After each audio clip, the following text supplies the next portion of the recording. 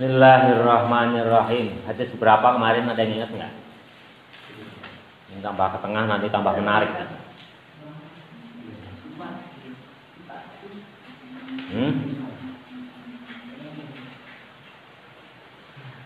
Hadis ke 14 sekarang.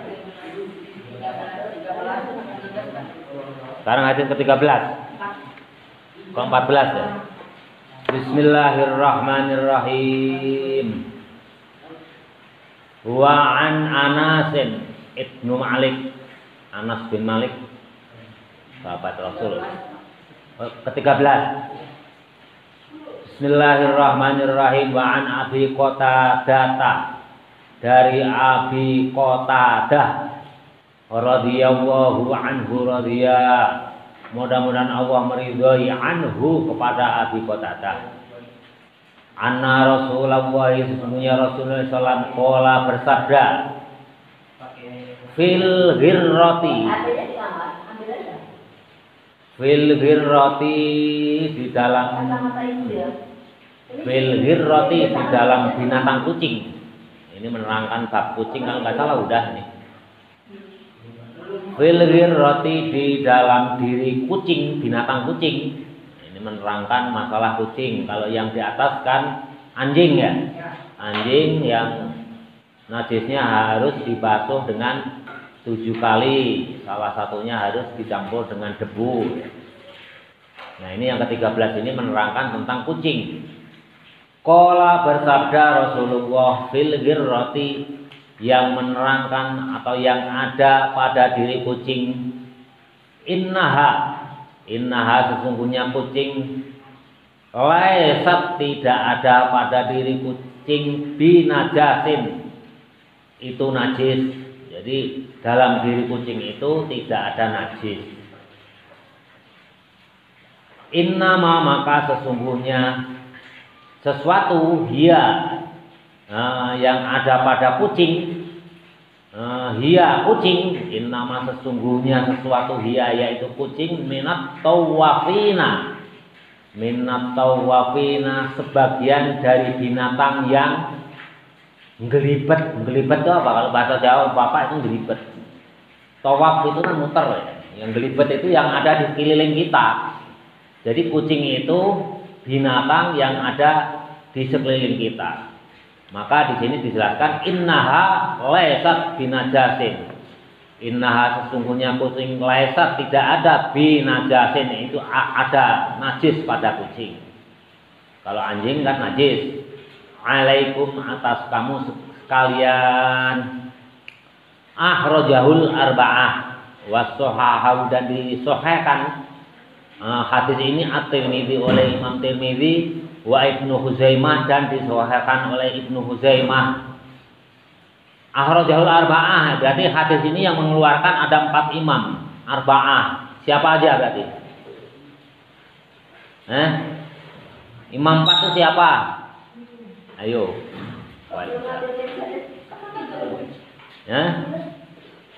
Masih ada ingat nggak? Nggak usah buka lagi. Imam 4 itu siapa aja?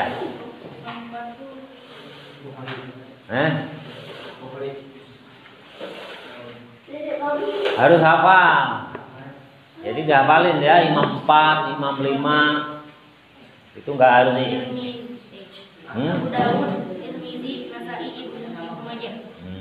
Dikurangi yang 3 awal itu dikeluarkan oleh, dikurangi Imam Ahmad, Imam Bukhari, Imam Muslim. Berarti Abu Dawud, Tirmidzi, Nasai, dan Ibnu Majah. Jadi ini imam 4, ulama-ulama hadis. Ulama hadis itu meriwayatkan hadis ini.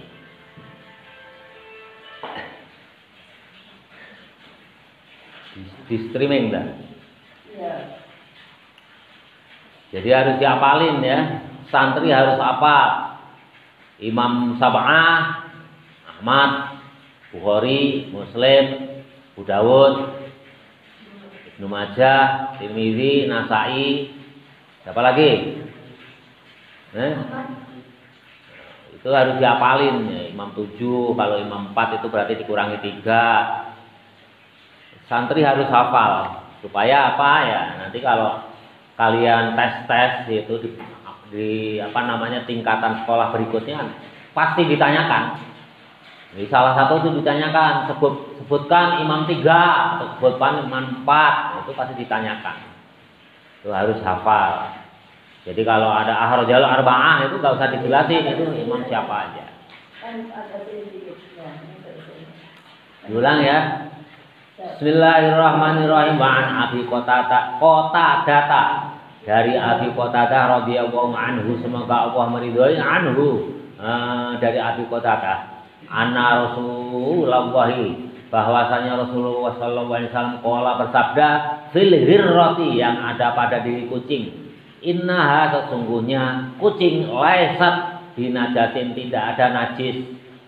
Nah, ini Bapak jelaskan. Kata-kata laisat binajatin sampai sekarang itu ulama-ulama itu tidak sepakat mengartikan laisat binajatin. Ada tetangga sebelah mengartikan, kan di sini loh letterleknya, bahasa letterleknya itu laisat binajatin, tidak ada najis. Sehingga tai kucing pun tetangga sebelah itu mengartikan ya tidak najis.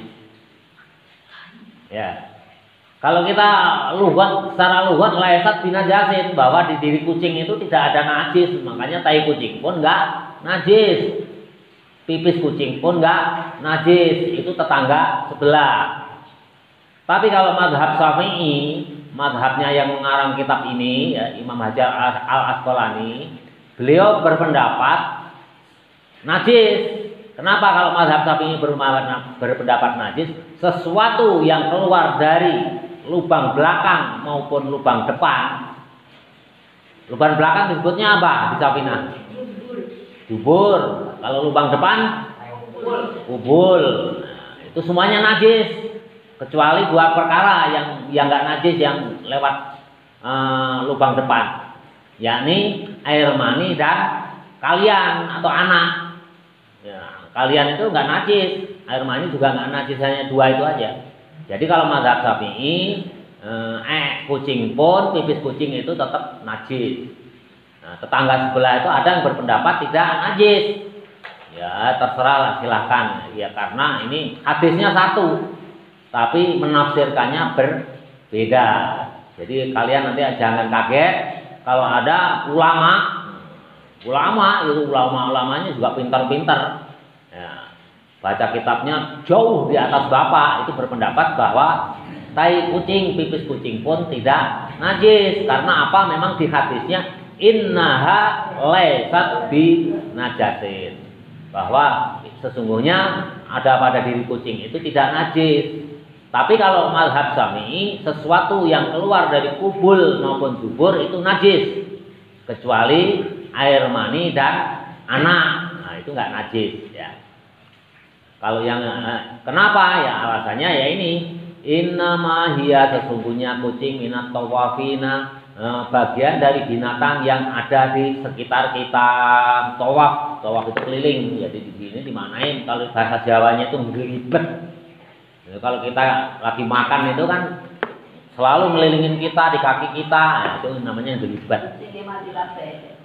Alaikum, atas kamu sekalian, akhrajahul arba'ah wa sahahahu Tirmidzi wa Ibnu Khuzaimah. Ini disahihkan oleh Imam Tirmidzi dan Ibnu Khuzaimah. Nah, Imam Tirmidzi ini jasanya juga besar, tidak kalah dengan Bukhari dan Muslim. Kalau Bukhari dan Muslim itu mengenalnya hanya hadis sahih dan hadis dhaif atau hadis palsu. Hadis hasan itu nggak mengenal kalau Imam Bukhari itu. Bukhari, Imam Muslim itu nggak mengenal. Mulai ada istilah hadis hasan itu era Imam Tirmidzi. Nah, Imam Tirmidzi siapa? Ya salah satu muridnya Imam Bukhari. Beliau juga muridnya Imam Bukhari. Baru ada istilah hadis hasan. Apa yang disebut hadis sahih yang kemarin? Udah Bapak jelasin, yang ingat nggak? Syarat hadis sahih itu hanya ada 3. 1, periwayatnya dzabit. Dzabit itu daya ingatnya kuat. Nah, siapa yang disebut murid? Ya, Nah, itu umur 5 tahun ya. Umur 5 tahun Imam Hajar Al-Asqalani memberikan rambu-rambu kalau ada anak mulai umur 5 tahun belajar hadis itu udah disebut murid. Tapi kalau di bawah 5 tahun enggak, belum disebut. Jadi murid itu 5 tahun udah disebut murid karena kalau yang daya ingatnya kuat kayak Imam Syafi'i itu umur 6 berapa tahun tuh hafal Quran? 6 tahun, 9 tahun muwatta udah hafal. Bukhari Muslim jangan tanya, muwatta aja hafal, apalagi Bukhari Muslim. Makanya Imam Hajar Al-Asqalani yang mengarang kitab ini disebut murid agama itu umur 5 tahun. Jadi 5 tahun itu sudah boleh. Nah, nanti boleh meriwayatkan hadis setelah akil balik. Tapi waktu dia belajar, diteliti nanti di hadis itu. Kok udah umurnya masih 4 tahun, nah itu tidak termasuk hadis yang sahih nanti. Turun derajatnya. Tapi kalau sudah dia belajar hadisnya umur 5 tahun, masuknya kategori hadis yang sahih. Itu dzabit yang pertama. Yang kedua apa? Adil. Jadi adil itu ya adil itu nggak usah dijelasin lah itu. Yang ketiga jujur. Nah, dzabit daya ingatnya kuat ini kan setiap orang bermacam-macam. Mungkin bapak dengan Faras beda. Oh si A ini daya ingatnya kuat menurut Faras, tapi menurut bapak kurang lah gitu. Ya. Imam Bukhari ini standarnya tinggi sekali. Pokoknya harus daya ingatnya kuat lah.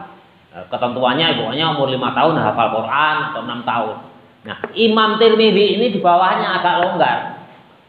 Nah, kalau Imam Bukhari 6 tahun itu harus hafal Quran, standarnya untuk daya ingatnya kuat. Imam Tirmidzi diturunkan 9 tahun lah.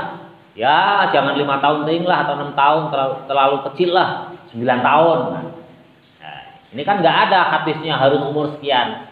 Nah, Imam Tirmidzi ini agak longgar.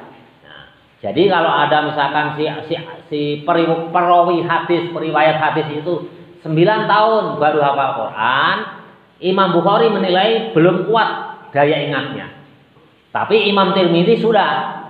Makanya Imam Tirmidzi ini memberikan standar hadis itu tidak sahih tapi hasan atau baik. Jadi hasan itu di bawah sedikit, standarnya di bawah yang sahih. Gara-gara menilai dzabitnya menurut Imam Bukhari 6 tahun harus hafal Quran, Imam Tirmidzi pakai standar 9 tahun. Ya. Jelas ya? Ya. Nah, ada yang standarnya yang sahih lagi ditambah harus di samping dzabit itu harus antara adil dan dzabit itu jadi satu. Harus sikoh. Harus sikoh itu kuat sekali antara dzabit tingkat hafalannya kuat sekali, tingkat adilnya juga adil sekali. Contoh, pernah kan Bapak cerita ada Imam Muslim ingin meriwayatkan suatu hadis, itu mendapatkan bahwa hadis itu datangnya dari Kiai A, ulama A. Dikejar sama Imam Muslim, didatangi. Pas datang ke rumahnya, seorang kiai yang meriwayatkan hadis itu sedang membawa rumput, memanggil kudanya. Kudanya itu dipanggil, kalau dikasih rumput kan dia lari, dia mendekat. Begitu mendekat, rumput ini enggak dikasihkan oleh seorang kiai yang meriwayatkan hadis itu. Lantas rumput ini dibuang oleh kiai itu. Nah, Imam Muslim lantas pulang. Enggak mau itu meriwayatkan hadis yang seorang kiai yang membohongi kuda. Membohongi kuda aja Imam Muslim enggak mau, apalagi membohongi orang. Itu enggak jadi meriwayatkan hadis melalui jalur kiai yang membohongi kudanya. Itu namanya adil. Itu enggak kurang adil, itu menurut Imam Muslim itu kurang adil. Enggak jadi, cari jalan yang lain yang meriwayatkan yang lain. Jelas ya? Wah, Imam Muslim itu makanya kenapa Imam Muslim meriwayatkan hadis lebih sedikit dari Imam Bukhari? Karena standar adilnya lebih tinggi dari Imam Bukhari. Salah satunya itu. Jadi lebih sedikit. Kalau Imam Bukhari 3.000 sekian ya, kalau dengan yang diulang-ulang itu kurang lebih 5.000. Kalau Imam Muslim hanya 2.000 sekian. Jadi lebih sedikit karena standar adil itu oleh agama ya nggak ada ya, akhirnya relatif. Gitu. Dan yang terakhir nggak boleh ada sat. Sat itu ya keraguan-raguan. Nah ini apalagi udah ragu-ragu ya, udah hadis sat itu ragu-ragu itu imam dua itu udah nggak mau. Tapi kalau imam yang lain itu selama hadisnya itu tidak menyangkut dengan ibadah, nggak menyangkut dengan hukum, itu diambil. Untuk keutamaan itu masih bisa diambil. Jelas ya? Diingat-ingat hadis sahih itu bagaimana, hadis hasan itu bagaimana. Ya hanya beda dikit. Standar adilnya imam hadis, ahli hadis itu berbeda. Yang satu standarnya umur 6 tahun itu dzabit, berarti daya ingatnya kuat. Yang satu ya Imam Tirmidzi ini 9 tahun lah gitu. 9 tahun. Kalau Imam Tirmidzi kayak yang tadi yang ngebohongin kuda, mungkin masih bisa diambil lah, hanya kuda ini bukan manusia kan yang dibohongin. Masa seorang ulama ngebohongin manusia kan? Nah, itu Imam Tirmidzi lebih longgar, masih bisa diambil. Makanya Imam Tirmidzi biasanya mengkategorikannya tidak ke sahih tapi ke hasan. Gara-gara ngebohongin binatang atau apa gitu. Nah, nanti hadis hasan kalau didukung oleh riwayat yang lain, jalur yang lain, ada pendukungnya, barulah naik menjadi hadis sahih. Jelas ya? Ini belajar Bulughul Maram itu nggak sekedar ini dijelaskan ya. Kalau kalian baca terjemahannya nggak tahu. Ya. Nah, itu hasan itu apa, sahih itu apa, syaratnya sahih itu apa. Nah, nanti kalau udah lebih gede lagi nanti Bapak jelasin. Hadis ada berapa macam?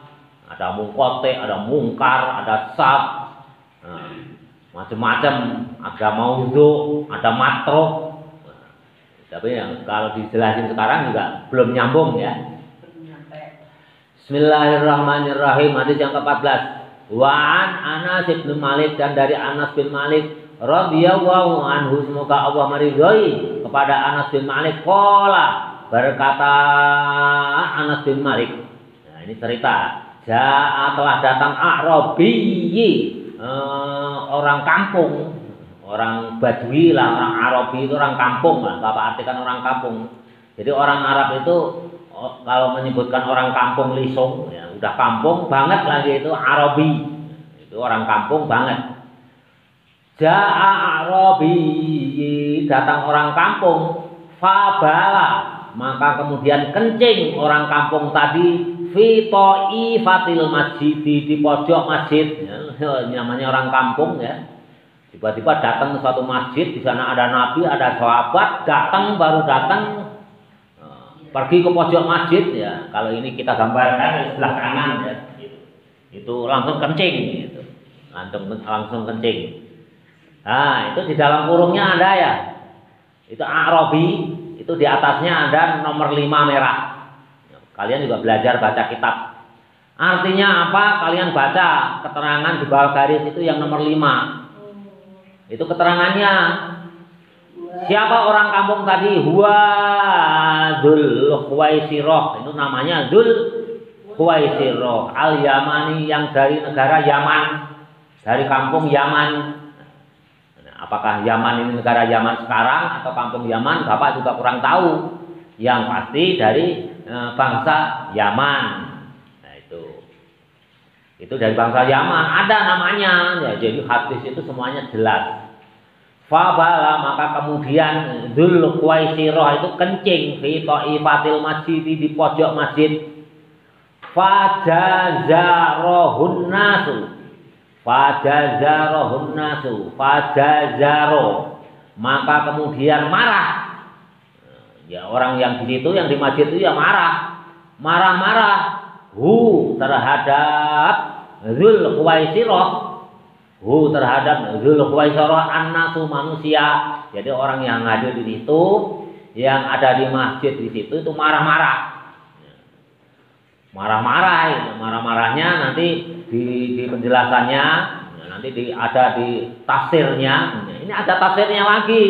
Bulughul Maramnya ada yang menafsiri. Ya itu ya mau dipukul itu. Mau dipukul oleh sahabat Nabi yang ada di masjid itu. Marah-marah, kalau di hadisnya hanya marah-marah, itu enggak dijelasin mau dipukul, enggak. Tapi di tafsir dari hadis ini dijelaskan itu mau dipukul sama sahabat yang lihat itu. Fanaha, Fanaha mangka mencegah Nabi hum terhadap sahabat yang mau memukul tadi an-nabiyyu nabi. Jadi mau dipukul Dzul Khuwaisirah itu karena kencing di pojok masjid ya tentunya yang hadir di situ sahabat Nabi itu marah mau dipukul lantas dicegah Nabi. Fanahahum maka mencegah Nabi terhadap orang yang marah tadi. Siapa yang mencegah an-nabiyyu Nabi sallallahu alaihi wasallam? Falamma qadha maka tatkala selesai kencing, jadi ditunggu kencingnya selesai, biarin aja jangan dimarahin, biar sampai kencingnya selesai. Falamma qadha maka tatkala selesai baulahu kencingnya Dzul Khuwaisirah tadi, amara memerintahkan an-nabiyyu Nabi sallallahu alaihi wasallam. Nah, setelah kencingnya selesai dimarahin enggak boleh, nunggu kencingnya Dzul Khuwaisirah tadi selesai, baru Nabi merintahkan bidunubin dengan seember min ma'in dari air. Ya, jadi bidunubin itu nyuruh sahabat itu bawa seember air. Nah, min ma'in seember air. Fa'uhariko maka kemudian menumpahkan itu ember disokake itu ditumpahkan ya betul ya. Ya ditumpahkan alaihi atas kencingnya Dzul Khuwaisirah muttafaqun alaih. Apa ini hadis muttafaqun alaih itu apa berarti? Diriwayatkan oleh Bukhari dan Muslim. Jadi ini sangat kuat. Ini kuat sekali. Nah, ini lucu Bapak jelasin dulu ya. Kenapa orang kencing di dalam masjid nggak boleh dimarahi oleh Nabi? Rahasianya apa coba? Misalnya, ini misalkan Polbi kencing di situ, Bu Haji lihat dimarahin, kira-kira apa yang terjadi? Polbi lari, ya. Polbi lari akhirnya kencingnya kemana-mana itu ya. Itu satu. Itu pasti najisnya harusnya hanya di pojok. Karena dimarahin kemana-mana itu pasti lari kan. Orang mau dipukul itu kan pasti lari. Nah, itu kemana-mana akhirnya menyebar. Nah, bayangkan kalau zaman waktu itu jangan kalian bayangkan masjid seperti sekarang. Masjid zaman itu di padang pasir, ya di padang pasir sehingga kalau ini ya kemana-mana akhirnya ya masjidnya nggak bisa dipakai untuk sholat. Nah, akhirnya udah biarin itu satu. Yang kedua kemungkinan kedua nanti Dzul Khuwaisirah itu kapok pergi ke masjid, jerah dia nanti ke masjid. Makanya kalau ada sesuatu yang mungkar, kalian jangan cepat-cepat marah.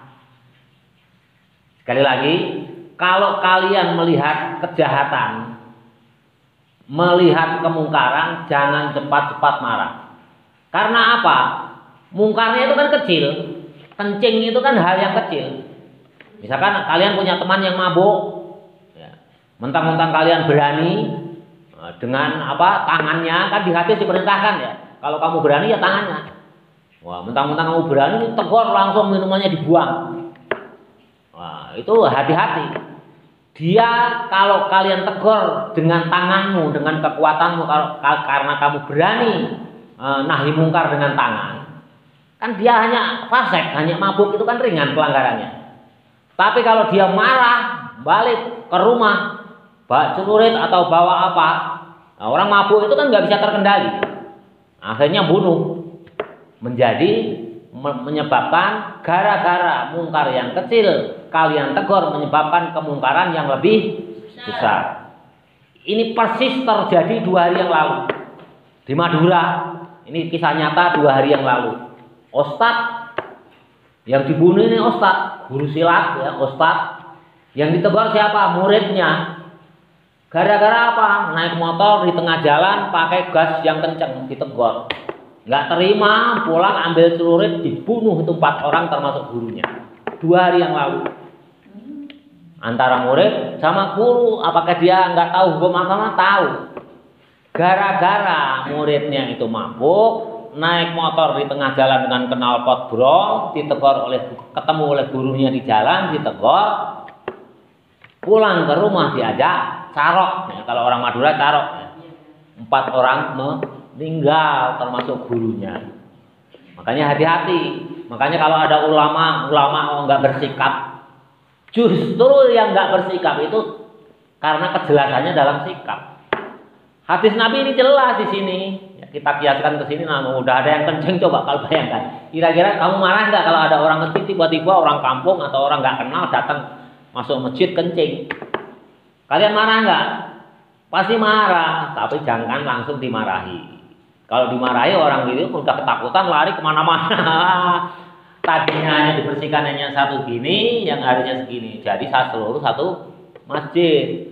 Hati-hati, penuh pertimbangan. Jadi kalau ada kemungkaran, kalian itu harus penuh kebijaksanaan. Ini mau saya apain ini? Mau saya tegur langsung atau nanti kalau udah sadar nggak mabuk atau bagaimana? Kalau nggak mabuk ya nanti udah nggak, emosinya udah turun. Nah, inilah manfaat daripada hadis ini. Jadi mendalam sekali ini.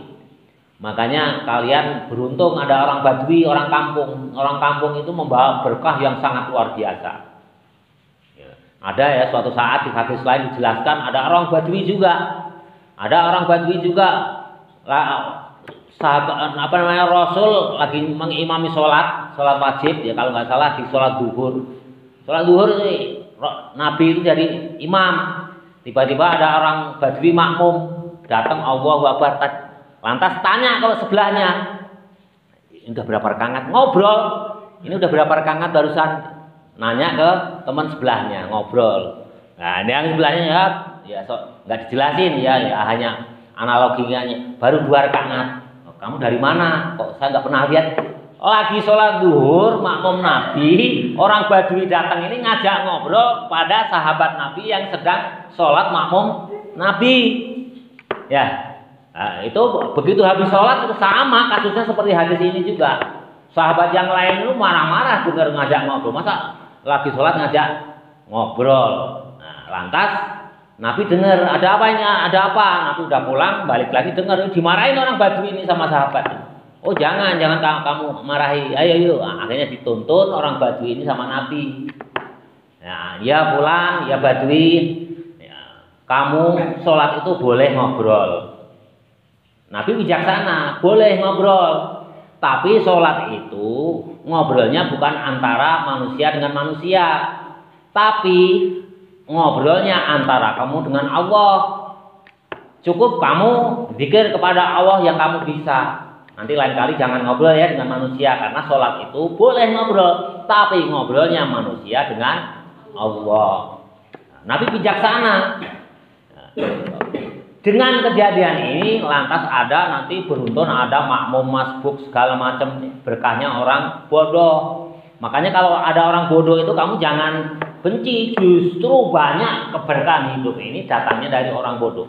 Termasuk makmum masbuk. Itu makmum masbuk itu juga keberadaan orang bodoh. Gara-gara ini nanti muncul makmum masbuk. Ya, jadi kalian harus bijaksana kalau melihat kemungkaran, teman kalian salah, jangan langsung ditegur, ditimbang-timbang dulu. Ini teman saya ini lagi emosi enggak? Kalau lagi emosi lebih baik jangan ditegur dulu. Kalau langsung ditegur ya berantem. Contohnya 2 hari yang lalu orang Madura. Gurunya itu diajak carok, akhirnya gurunya pun mati, terbunuh 4 orang itu. Murid yang lain mau membela ya ikut dibunuh aja, dibabat habis. Ya 2 lawan 4, yang 4 nggak bawa celurit ya habislah dihajar oleh 2 orang. Gara-gara muridnya ini mabuk di tengah jalan mengendarai motor yang knalpotnya keras. Ya, mentang-mentang muridnya ditegur. Itu kejadian baru 2 hari yang lalu, itu di berita ada. Ya inilah hadis Nabi. Ini hadis Nabi ini datangnya dari orang kampung, orang yang bodoh. Makanya ada pernah bawa cerita juga, ada yang Badui juga ya, lagi tawaf ya, tawaf mengelilingi Ka'bah. Apa doanya? Ya Karim, ya Karim. Misalnya hanya ya Karim.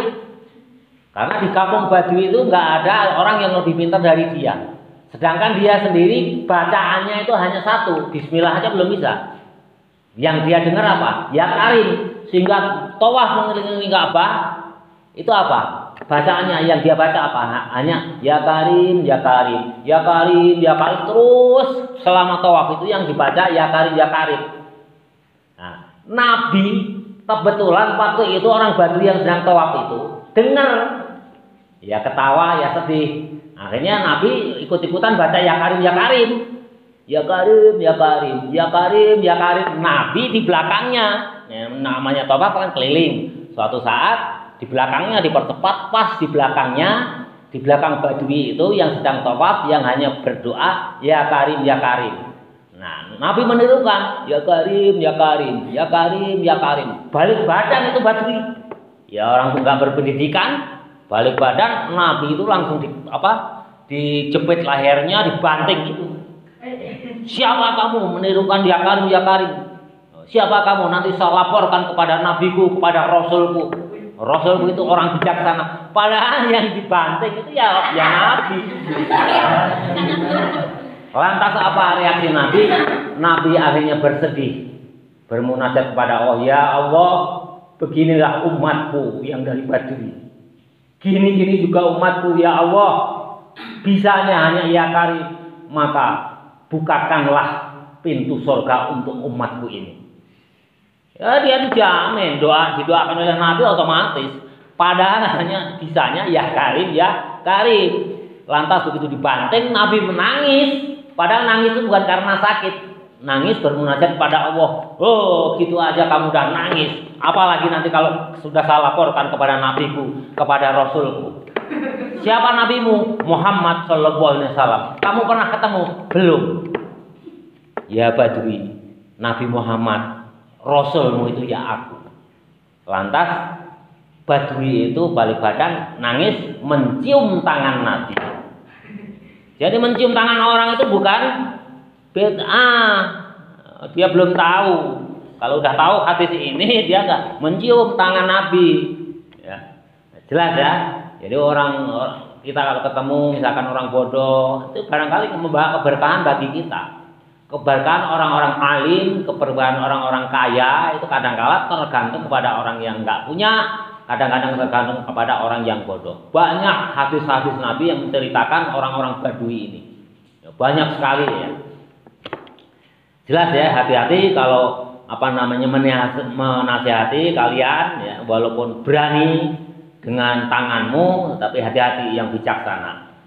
Ya, kadang-kadang kita nahi mungkar itu hal yang kecil, kalau kita tidak terkendali, tidak banyak pertimbangan, itu bisa menyebabkan kemungkaran yang lebih besar. Jadi hati-hati. Jadi kadang-kadang ulama itu kok nggak tegas ini itu, justru itu yang bijaksana. Nah, beliau tahu ilmunya, ulama-ulama itu bukannya nggak tegas. Gitu. Ayo kita terusin. Bismillahirrahmanirrahim. Hadis yang ke-15. Wa an Ibnu Umar radhiyallahu anhuma, dari Ibnu Umar radhiyallahu anhuma. Semoga Allah meridhoi keduanya, yakni Ibnu Umar dan bapaknya. Qala, berkata Ibnu Umar, qala Rasulullah sallallahu alaihi wasallam, bersabda Rasulullah sallallahu alaihi wasallam, uhillat, dihalalkan lana kepada kita maitatani, dua bangkai. Maitatani, dua mayit, itu artinya dua bangkai, wa damani, dan dua darah. Untuk kita dihalalkan ada dua jenis, yakni dua bangkai dan dua darah. Fa'amal maitatani, maka adapun yang disebut dua bangkai itu, yaitu faljaradu, belalang. Belalang itu bangkainya apa? Halal, uhillat, dihalalkan. Wal khutu, dan ikan. Jadi belalang, jangkrik, apalagi yang sejenisnya itu bangkainya udah mati, itu juga halal ya. Wal khutu, dan ikan juga dihalalkan. Ya. Seandainya bangkai belalang dan bangkai ikan nggak dihalalkan, kita nggak bisa makan ikan, sulit kita. Misalkan ikan laut kan jauh kita, yang paling dekat di mana? Di Cirebon. Masa mau makan ikan aja kita harus ke Cirebon? Makanya memang Nabi itu luar biasa. Jadi berpikirnya jauh ya. Belalang, ya. Gimana bisa makan belalang kalau nggak kita bunuh dulu?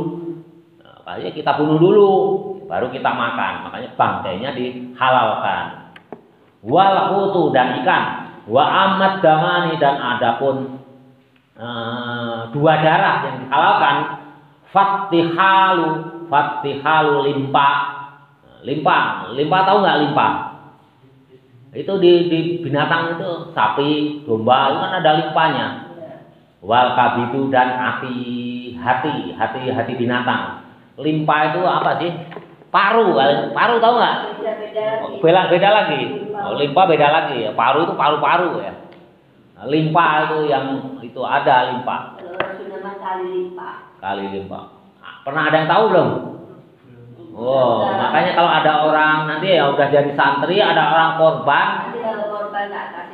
Kasih lihat limpa, itu bentar lagi korban Bu Haji, limpa itu mana, hati itu mana, harus tahu santri ya. Nah, itu darah, hakikatnya itu darah. Hati juga darah, limpa juga darah, dua-duanya diperbolehkan. Beda lagi, itu namanya bukan itu, ini hati yang ada. Ahrojahu mengeluarkan hadis ini, meriwayatkan hadis ini Imam Ahmad dan Ibnu Majah wa fihi dan dalam hadis ini dha'fun itu lemah. Kalau kalian santri baca penjelasan di bawahnya. Itu ada nomor 1 ya dalam kurung itu. Li'anahu min riwayatin Abdurrahman bin Zaid bin Aslam wa huwa munkarul hadis. Nah, ini diriwayatkan salah satu perawinya itu ada Abdurrahman bin Zaid bin Aslam. Nah, Zaid bin Ahmad bin Aslam ini hadisnya itu mungkar. Nah, itu harus dipelajari mungkarnya karena apa, di sini tidak dijelaskan, harus dibuka kitab Sanadul Hadis. Nah, belajar mustalah hadis itu ada dibagi macam-macam. Atau ilmu hadis ada rijalul hadis, laki-laki. Nanti pelajari, oh laki-laki ini gimana? Daya ingatnya dobit enggak, sikoh enggak, adil enggak. Nanti ini anaknya siapa dipelajari, itu rijalul hadis, anak laki-laki. Ada tobakutul hadis. Nah, tawakal tingkat-tingkatannya, perawinya, tingkatan rawi. Ada rawaihul hadis yang meriwayatkan. Yang meriwayatkan itu siapa? Dari A, si B, si C, si D, si C. Kalau rijalul hadis yang meriwayatkan, tapi si A ini bagaimana kondisinya? Adil enggak? Tukang bohong enggak? Nah, ini hadis ini dhaif. Karena apa? Ada yang meriwayatkan, salah satunya Abdurrahman bin Zaid bin Aslam, ini hadisnya mungkar. Nah, itu mungkar itu artinya ya tertolak, dhaif. Tapi kenapa kita selama ini dihalalkan ya karena dari temurun-temurunnya ini dari Imam Ahmad, Ibnu Majah sendiri beliau juga memberikan keteladanan pernah makan limpa dan hati. Dan ini juga nanti didukung oleh hadis-hadis lain, bukan hanya ini saja. Ada hadis yang lain. Dhaif didukung akhirnya naik menjadi hasan. Berarti boleh ya. Karena ini bukan untuk menghukumi sesuatu hukum yang pasti gitu. Jelas ya, api sama limpa itu hukumnya halal. Tapi kalau darah segar itu kalian tampung, kalian rebus menjadi dideh. Kalau di Jawa dideh, nggak tahu di sini apa. Orang Sunda itu apa? Darah segar terus dikukus, kan jadi kayak ati tapi empuk. Itu apa itu? Apa? Bukan. Darah segar ya, motong sapi, darahnya ditampung terus digodok. Bukan penuh. Itu haram itu ya. Kalau di Jawa itu haram. Kalau di Jawa. Tidak, itu haram. Tapi kalau limpa itu juga darah itu, tapi enggak itu boleh. Udah menglimpa. Berikutnya, ini enggak usah dijelasin ya, itu ya jelas ya pokoknya. Hadis 16, wa an Abi Hurairah dari Abi Hurairah qala berkata Abi Hurairah qala Rasulullah sallallahu alaihi wasallam bersabda Rasulullah sallallahu alaihi wasallam. Jadi Abu Hurairah ini meriwayatkan hadis itu kurang lebih ada 5.000 hadis Abu Hurairah. Ya, memang beliau itu hanya melulu hidupnya itu untuk ilmu. Kemana-mana Nabi pergi itu dampingi, nggak mau jauh dengan Nabi, sehingga banyak meriwayatkan hadis.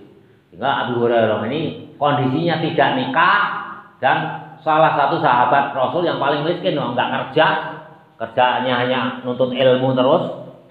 Jadi kalian kalau pengen hidup zuhud, miskin ya boleh, tapi syaratnya kayak Abu Hurairah hanya nuntut ilmu terus, itu boleh zuhud. Wa Nabi Hurairah qala Rasulullah sallallahu alaihi wasallam idza waqa'a, ini menarik juga ini.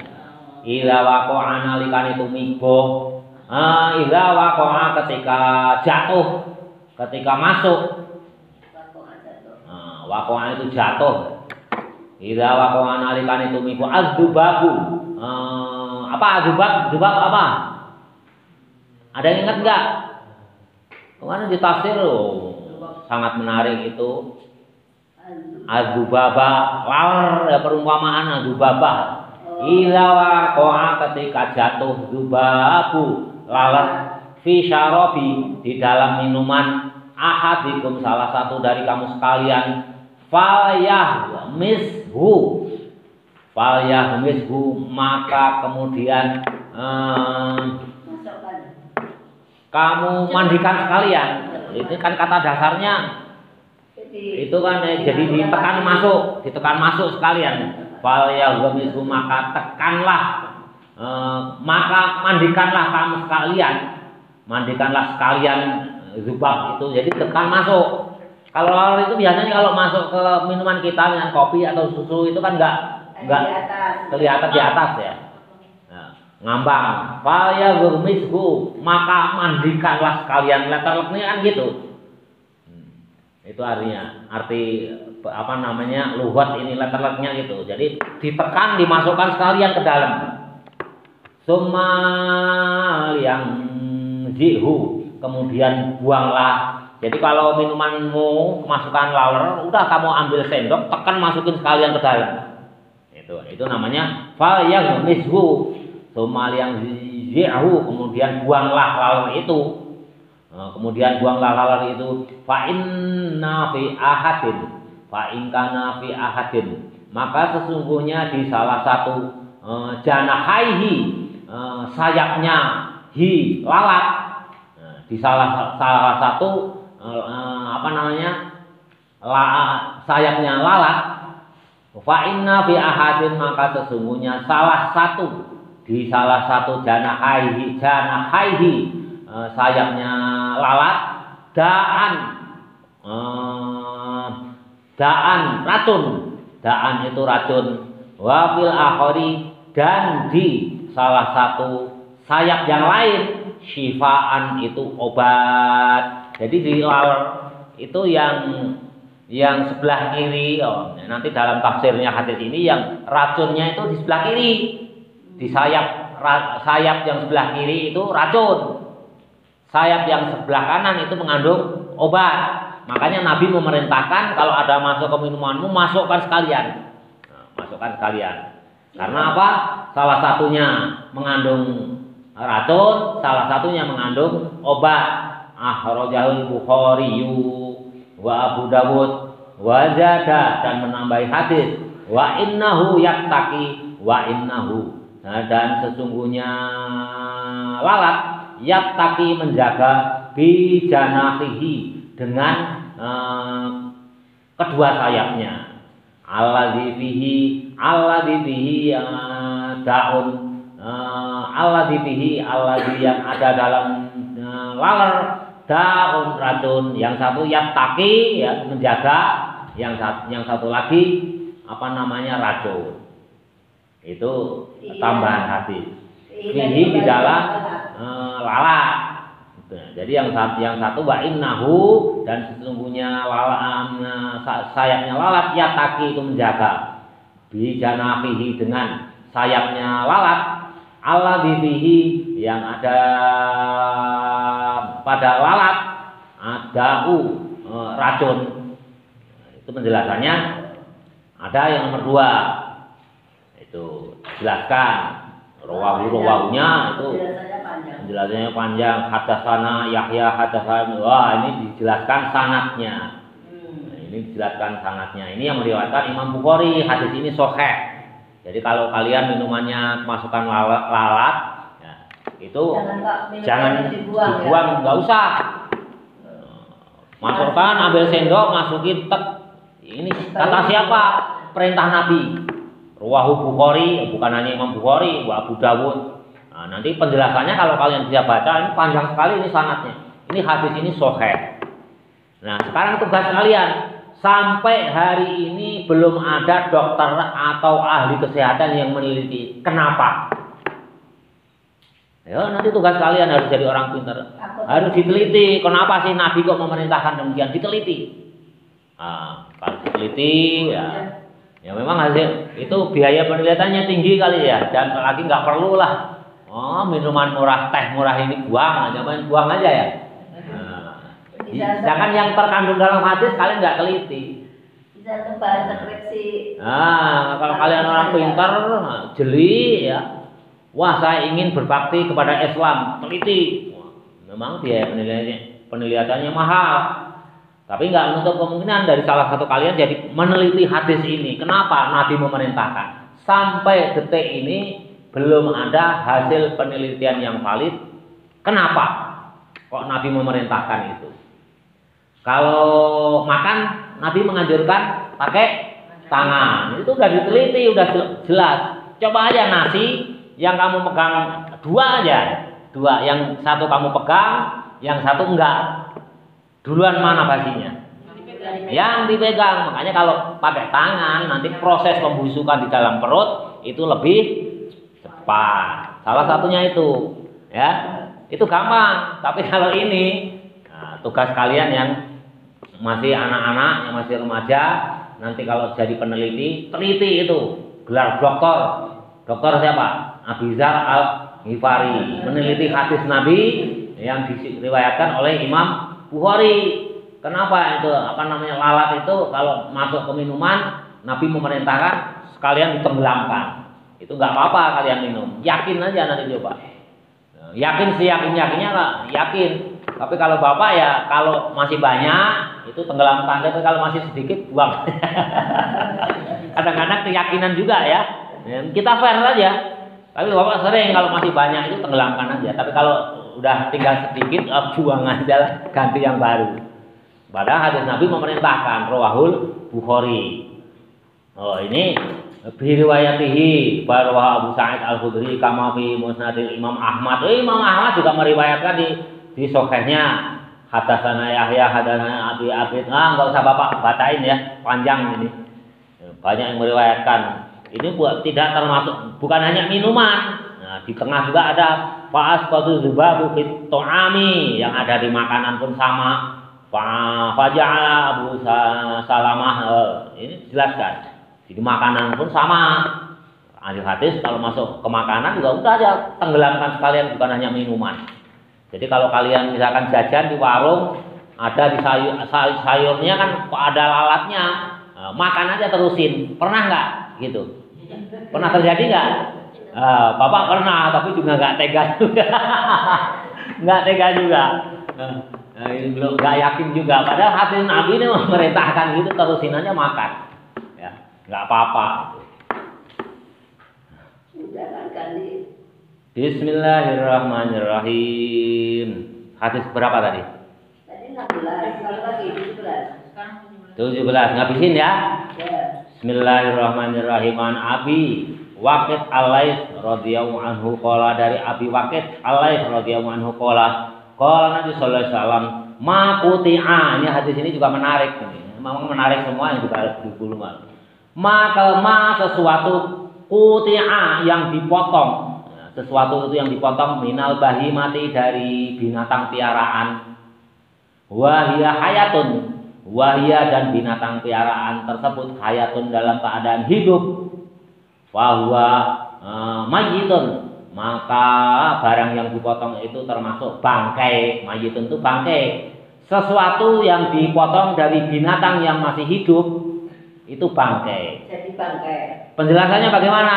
Misalnya Misalnya Rosid mau makan sayur sop nih, punya sapi, saya pengen sayur sop buntut sapi, saya punya sapi 5, saya potong aja ekornya, tek gitu, sapinya masih hidup dipotong.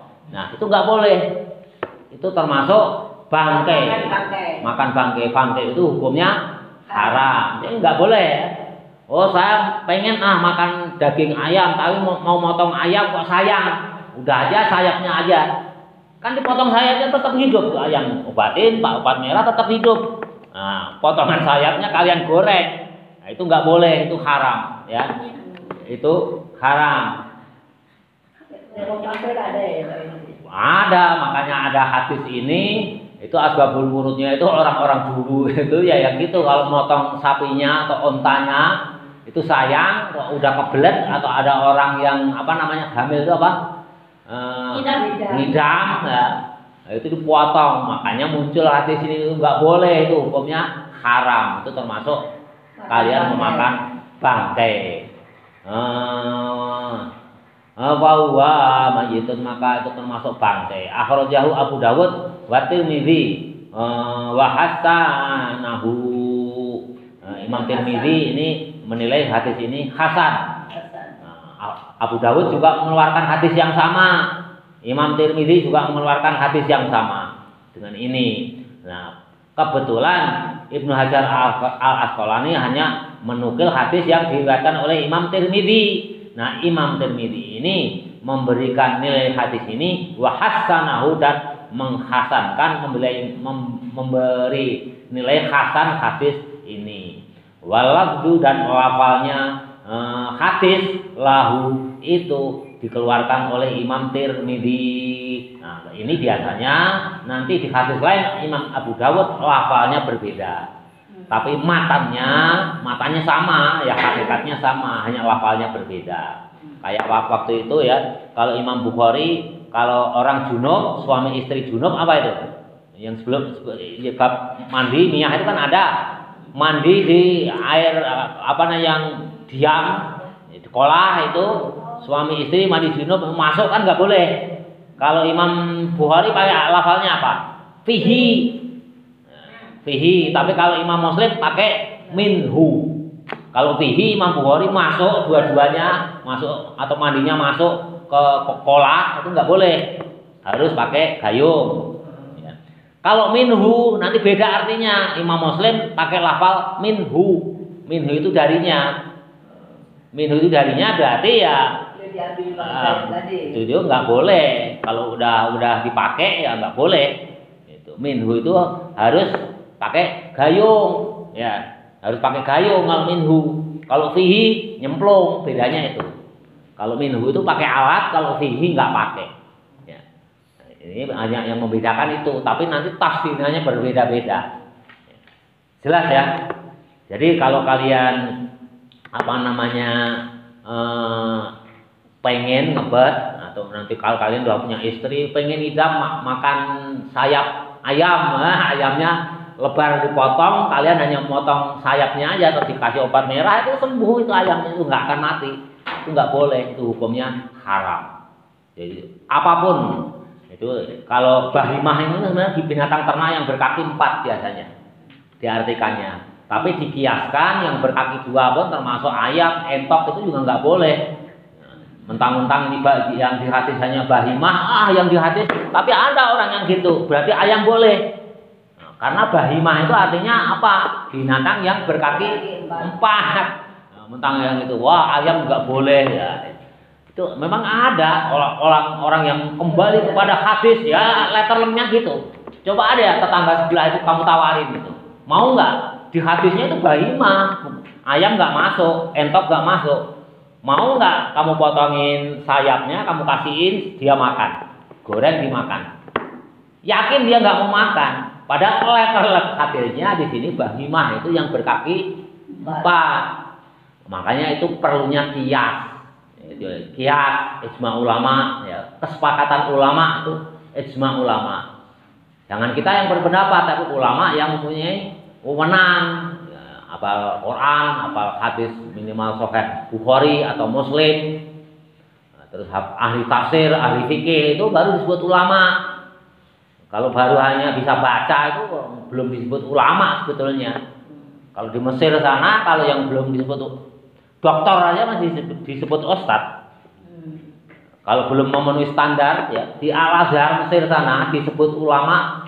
Benar-benar ulama itu satu syaratnya ahli fikih, hafal Quran, ahli tafsir, minimal hafal salah satu hadis Bukhari atau Muslim. Itu baru boleh memberikan fatwa. Jadi kalau kampung bapak belum ada yang standar dulu, guru bapak yang dulu konon tinggi pun belum memenuhi syarat. Nah, sekarang ulama yang memenuhi syarat itu salah satunya ya Gus Baha. Itu Gus Baha itu sudah memenuhi standar untuk berfatwa. Itu. Bagaimana kalau Ustaz Abdul Somad, Ustaz Adi Hidayat, bapak masih tanda tanya. Kalau Ustaz Abdul Somad beliau mengakui belum hafal Quran, berarti belum boleh berfatwa. Harus masih ikut ulama yang lain. Ustaz Adi Hidayat hafal Quran. Ya, nanti ditanya ke beliau, apakah udah hafal hadis belum? Sahih Bukhari atau Muslim? Kalau hafal ahli tafsir enggak? Kalau ahli tafsir, ahli fikih enggak? Masih panjang. Itu namanya mufti. Mufti di Al-Azhar, mufti di Mekah, mufti di Madinah, itu syaratnya itu. Jadi kalau nanti kalian di kampung kira-kira kok belum ada fatwa ulama yang kalian yakini, ya nanti saya tanya ke guru saya dulu. Ya, hati-hati, fatwa itu berat hukumnya. Berat. Jadi fatwa itu di kampung bapak aja sampai sekarang belum ada yang kategori ulama yang benar-benar ulama yang alamah ya. Ya lumayan lah gitu. Itu berat sekali syarat ulama itu. Nah itu. Allahu a'lam bis shawab.